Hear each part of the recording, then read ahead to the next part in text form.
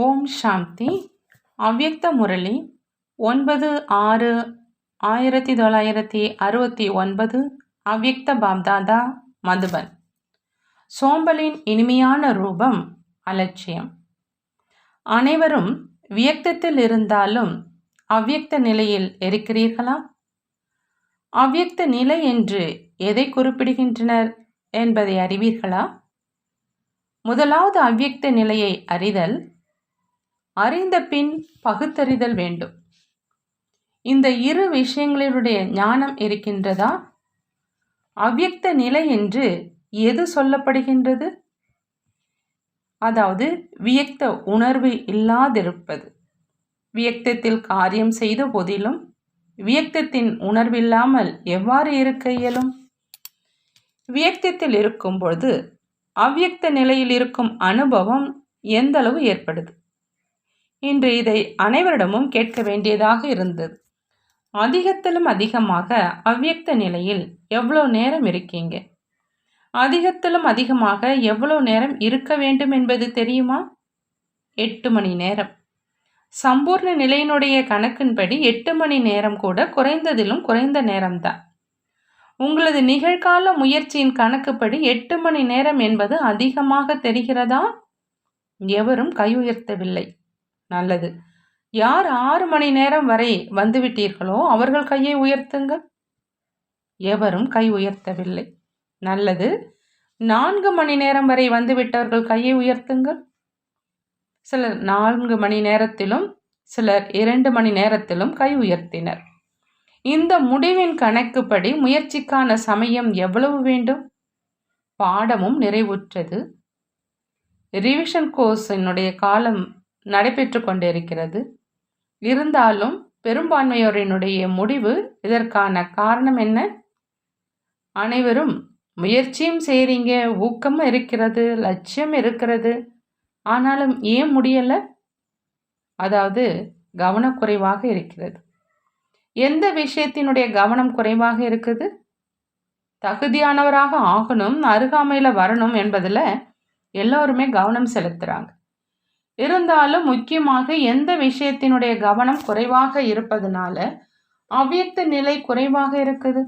அனைவரும் முயற்சியாளர்களே இங்கே அமர்ந்திருக்கீங்க. நான் முயற்சியாளர் அல்ல என்று சொல்பவர்கள் எவரேனும் இருக்கிறாங்களா? முயற்சியாளராக இருப்பினும் ஏன் குறை இருக்குது? என்ன காரணம்? உள்நோக்கு முகமாக இருப்பதற்கு விருப்பம் கொண்டாலும் ஏன் இருக்க இயலலை? வெளிநோக்கு முகத்தில் ஏன் வந்துட்டீங்க? ஞான சொரூப ஆத்மாவாக அனைவருமே ஆகியிருக்கீங்க.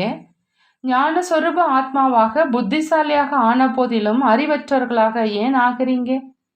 அறிவு கிடைச்சிருச்சு. அறிவை மேம்படுத்தும் பாடமும் முடிவுற்று விட்டது. படிப்பு முடிந்து விட்டது அப்படின்னா அறிவாளிகள் ஆகிவிட்டதாக அர்த்தமாகும். ஆன போதிலும் அறிவற்றவராக ஏன் ஆகிறீங்க? முக்கிய காரணமாக தென்பட்டது என்ன அப்படின்னா, சிலருக்குள்ள சோம்பேறித்தனம் வந்துடுச்சு. சோம்பேறித்தனத்தினுடைய இனிமையான ரூபம் அலட்சியம். அலட்சியமும் பலவிதமாக இருக்குது.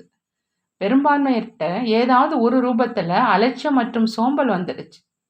விருப்பம் இருக்கு, முயற்சி இருக்கு, இருந்தாலும் இந்த சோம்பலினுடைய காரணத்தினால எந்த விதத்தில் முயற்சி செய்யணுமோ அதை செய்ய முடியலை. புத்தியில் அதிக ஞானம் வந்துடுது, பிறகு அதை விட அதிகமாக சோம்பல் வந்துடுது. தன்னை குறைந்த அறிவுள்ளவர் என புரிந்து கொள்பவர்கள் கூட தீவிர முயற்சி செஞ்சுக்கிட்டு இருக்கிறாங்க. ஆனால் யார் தன்னை அதி புத்திசாலி அப்படின்னு நினைக்கிறாங்களோ அவங்க அதிக சோம்பேறித்தனத்தில் வந்துடுறாங்க. அவ்வாறு ஆகி காட்டுவோம், இதை செய்து காட்டுவோம் அப்படின்னு முதல்ல முயற்சி செய்வதற்கான துடிப்பு இருந்தது. இப்போது அந்த துடிப்பு நின்று போயிடுச்சு. திருப்தி ஏற்பட்டுடுச்சு. ஞானம் புரிஞ்சிடுச்சு. சேவையோ செய்து கொண்டு இருக்கிறோம், போய்கொண்டு தான் இருக்கிறோம் அப்படின்னு தனக்கு தானே திருப்தி அடைஞ்சிட்டாங்க. இந்த விதத்தில் திருப்தியான ஆத்மா ஆகக்கூடாது. முயற்சியில் துடிப்பு இருக்கணும். கட்டுப்பாட்டில் கட்டுண்டு இருக்கிற, அதாவது பந்தனமான தாய்மார்களோ துடிக்கிறாங்க, முயற்சியும் தீவிரமாக செய்கிறாங்க.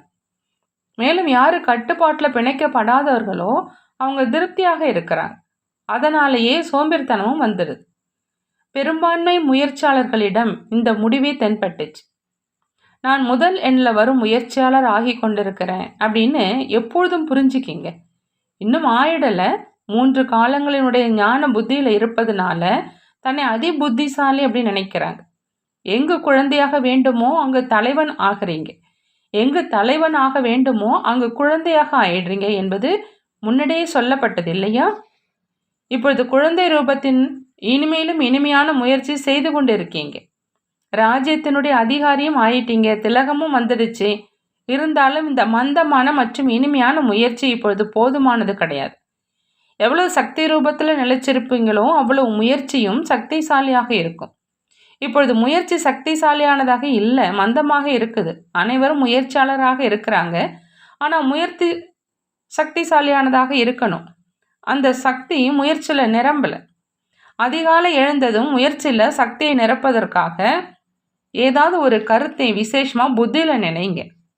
அமிர்த வேளையில் எவ்வாறு உரையாடல் செய்கிறீங்களோ அதே மாதிரி தன்னுடைய முயற்சியை சக்திசாலி ஆக்குவதற்காக கூட ஏதாவது ஒரு பாயிண்டை விசேஷமாக புத்தியில் நினைவு செய்யுங்க.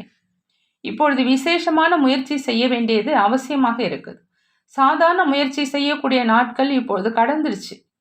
எப்படி விசேஷமாக விழா முதலிய நிகழ்ச்சிக்கான ஏற்பாடு செய்கிறீங்க இல்லையா, அதே மாதிரி இப்பொழுது நேரம் குறைவாக இருக்குது, இதில் விசேஷமான முயற்சிக்கான நிகழ்ச்சியை ஏற்பாடு செய்யணும் அப்படின்னு புரிஞ்சுக்கணும். இந்த விசேஷ முயற்சிக்கான லட்சியம் வச்சு முன்னேற்றம் அடையணும். ஒருவேளை முடிவில் அத்தகைய மந்த நிலை இருந்தது அப்படின்னா வரப்போகும் தேர்வுகளினுடைய முடிவு என்னவாக இருக்கும்? கடுமையான பரீட்சைகள் வரப்போகுது, அவற்றை எதிர்கொள்வதற்காக முயற்சியும் கடுமையாக இருக்கணும். ஒருவேளை முயற்சி சாதாரணமாகவும் பரீட்சைகள் கடுமையானதாகவும் இருந்தால் முடிவு என்னவாக அமையும்? நல்லது. இன்று கோபர்களோடு, அதாவது சகோதரர்களோடு சந்திப்பு செய்கிறாங்க. தனது முயற்சியில் திருப்தியாக இருக்கீங்களா? நடந்து கொண்டு இருக்கீங்க. ஆனால் எத்தனை சதவிகிதத்தில்? நான் 75% ஸ்ரீமத் படி நடந்து கொண்டு இருக்கிறேன் அப்படின்னு நினைக்கிறவங்க கை உயர்த்துங்க. சிலர் கை உயர்த்தினாங்க. நல்லது. முக்கியமான ஸ்ரீமத் என்ன? அதிகத்திலும் அதிகமான நேரம் நினைவு யாத்திரையில் இருக்கணும் என்பதே முக்கியமான ஸ்ரீமத். ஏன்னா இந்த நினைவு யாத்திரை மூலமே தூய்மை தன்மை, தெய்வீக குணங்கள் மற்றும் சேவையினுடைய வெற்றி கூட கிடைக்கும். 75% ஸ்ரீமத் படி நடக்கின்றவர்களுடைய நாட்குறிப்பில் சார்ட்டில் நினைவிற்கான சதவிகிதம் எவ்வளவு இருக்குது? நினைவிற்கான நாட்குறிப்பிலும் கூட 75% இருக்கணும். அத்தகவர்களையே முழுமையிலும் முழுமையாக ஸ்ரீமத் படி நடக்கக்கூடியவங்க அப்படின்னு சொல்லலாம். இன்று விசேஷமாக கோபர்கள் முதல்ல அழைக்கப்பட்டாங்க, கோபியர்கள் பிறகு அழைக்கப்பட்டிருக்கிறாங்க. ஏன்னா எப்பொழுதெல்லாம் சந்திப்பு நிகழ்தோ அப்பொழுதெல்லாம் கோபியர்கள் விரைவாக வந்துடுறாங்க, கோபர்கள் பார்த்து கொண்டே இருந்துடுறாங்க. கோபர்களுக்கு பொறுப்பு கூட அளிக்க வேண்டி இருக்குது அல்லது அளிக்கப்பட்டு இருக்குது. துவாபர யுகத்துக்கு பின்னு கிரீடமற்றவராக உங்களுடைய சித்திரம் காண்பிக்கப்பட்டிருக்குது இல்லையா? இங்கே பொறுப்புங்கிற கிரீடம் வைக்கப்பட்டிருக்குது. இருந்தாலும் அவ்வப்பொழுது அறிந்தே அதை கீழே இறக்கி வைத்துடுறாங்க. மேலும் மாயையும் இறக்கி வைத்து விடுது. தலை மீது கொஞ்சம் சுமை இருக்குது அப்படின்னு அறியாத வண்ணம் சத்தியுகத்தில் கிரீடம் லேசானதாக இருக்கும். சத்தியுக காட்சிகள் முன்னால் வருது இல்லையா? சத்தியுகத்தினுடைய காட்சிகள் தானே முன்னால் வருகின்றனவா? கொண்டு வர்றீங்களா? எவ்வளவுக்கு எவ்வளவு முன்னேற்றம் அடைவீங்களோ அவ்வளோக்கு அவ்வளவு விரும்பாமலேயே சத்தியுக காட்சிகள் தானே முன்னால் வரும். கொண்டு வர வேண்டிய அவசியம் இருக்காது. எவ்வளோக்கு எவ்வளோ அருகாமையில் வருவீங்களோ அவ்வளோக்கு அவ்வளோ காட்சிகளும் அருகாமையில் வந்துக்கிட்டே இருக்கும். சத்தியுகத்துக்கு செல்வது மற்றும் விளையாடுவது அப்படிங்கிறது உறுதியானது தான். நான் ஸ்ரீ கிருஷ்ணருடன் முதல் பிறவியில் வருவேன், அவருடைய குடும்பத்தில் வருவேன், அல்லது தோழன் தோழி ஆவேன், அல்லது பள்ளி துணை ஆவேன் அப்படின்னு இன்று இங்கு அமர்ந்திருப்பவர்களில் யார் நினைக்கிறீங்க?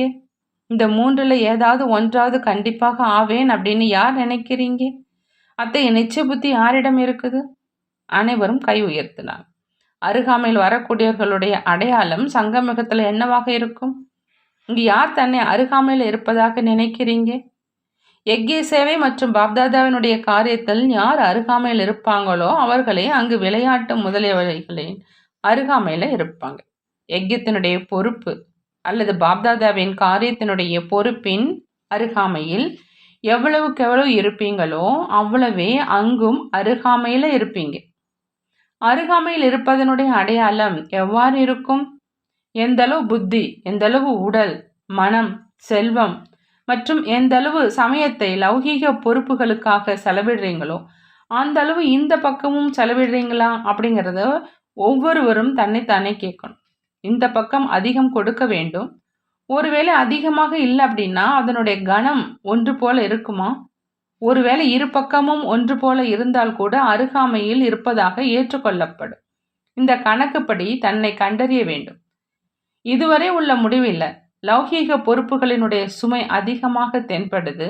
குறிப்பாக முக்கியமாக கோபர்கள் அவசியம் கவனத்தில் வைக்க வேண்டிய விஷயம் என்ன அப்படின்னா, இன்றைய தினத்தில் எவ்வளவு சமயம் லௌகீக பொறுப்பிற்காக செலவழித்தேன், மேலும் எவ்வளவு சமயம் அலௌகீக மற்றும் பரலௌகீக பொறுப்பிற்காக நான் செலவழித்தேன், எவ்வளவு உதவியாளராக ஆனேன் அப்படின்னு சோதிக்கணும். இந்த சோதனை செய்து கொண்டிருந்தால் எந்த பக்கம் காலியாக உள்ளது அப்படின்னு அறிய முடியும். அனைத்து விதமான சூழ்நிலைகளில் இருந்த போதிலும் குறைந்ததிலும் குறைந்தது இரு பக்கமும் ஒன்று போல இருக்க வேண்டியது அவசியம். குறைவாக இருக்கக்கூடாது. அந்த பக்கம் குறைவாக இருந்தாலும் பரவாயில்லை, இந்த பக்கம் குறைவாக இருக்கக்கூடாது. அப்பொழுதே லௌகீக பொறுப்பின் குறையை கூட சரி செய்ய முடியும். பரமாத்மா காரியத்தில் ஈடுபடுவதனால லௌகீக காரியம் கூட வெற்றி அடையும். சிலர் முதல்ல லௌகீக காரியத்தை சரி செய்த பின்னாடி பரமாத்மா காரியத்தில் ஈடுபடலாமே அப்படின்னு சொல்கிறாங்க. இது சரி கிடையாது. விசேஷமாக இந்த கவனம் வேண்டும். விசேஷமாக கோபர்கள் மீது பாப்தாதாவுக்கு ஒரு நம்பிக்கை இருக்குது. அந்த நம்பிக்கையை கோபர்கள் தான் பூர்த்தி செய்ய முடியும், கோபியர்களால் முடியாது. அது என்ன நம்பிக்கை? பாண்டவர்களுடைய முக்கியமான காரியமும் இதுதான்.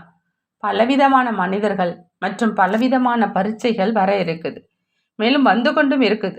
அந்த பரீட்சை மற்றும் மனிதர்களை கண்டறிவது விசேஷமாக கோபர்களுடைய வேலையாகும்.